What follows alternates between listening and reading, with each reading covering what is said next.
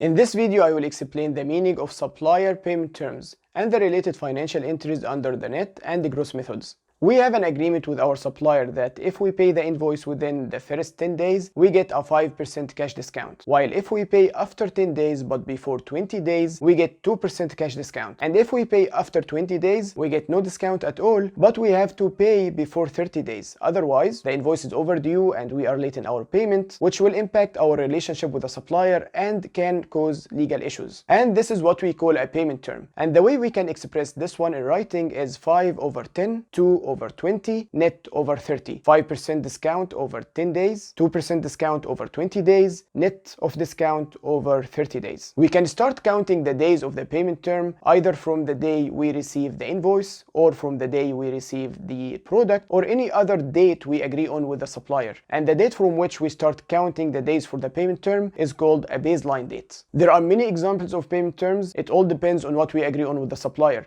So for example, we can say that if we receive the invoice in the first half of the month, we have to pay it in the same month. But if we receive the invoice in the second half of the month, then we can pay until the end of the next month. And also there are payment terms related to installments. So we have to pay the first half in 10 days and the second half in 20 days, for example. Now let's look into the financial entries for posting the cash discount related to payment terms. So there are two methods in accounting, gross and net. Let's look into more details. For example, we are going to buy some office supplies from our supplier. And with this supplier, we have an agreement that if we pay within 15 days, we get 5% cash discount. But if we pay after 15 days, we get nothing. So now let's look into the financial entries under the gross method. When we post the supplier invoice, the financial entry will be debit to office supplies expense and credit to accounts payable. Then we are going to pay this invoice. And here we have two options. Either we pay within 15 days and we get discount, or we pay after 15 days and we get no discount.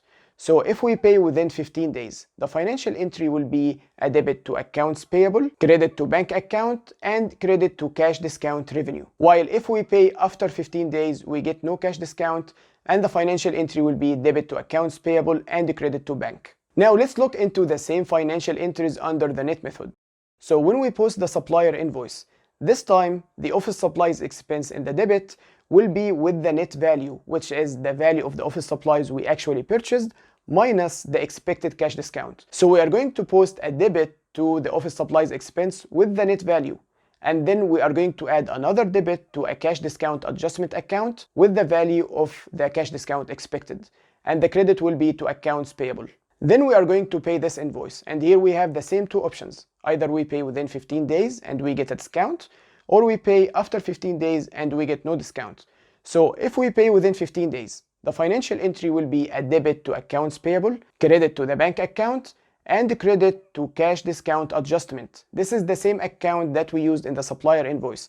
So this way we cleared the cash discount adjustment, and the net value we posted to the office supplies expense already includes the value of the cash discount that we received. While if we pay after 15 days, this means that we lost our cash discount. So the financial entry will be a debit to accounts payable, a credit to the bank, and then we add two other lines, debit to cash discount loss and credit to cash discount adjustment, which is the same account we used in the supplier invoice. Now, if you look into the financial entries under both methods, you can see that the net impact on our financial statements is the same. The only difference is the gross method will consider the cash discount as if it doesn't exist until we receive it, and then it is posted as a revenue, while the net method will consider the cash discount as something guaranteed from day one when we post the supplier invoice, and then if we pay late, we are going to post a cash discount loss. If you have any questions, you can leave them to me in the comments, and also don't forget to share the video with anyone who is interested, subscribe to the channel, and if you are interested in supporting the channel, you can check the channel membership program. Thank you for watching, and I'll see you again soon.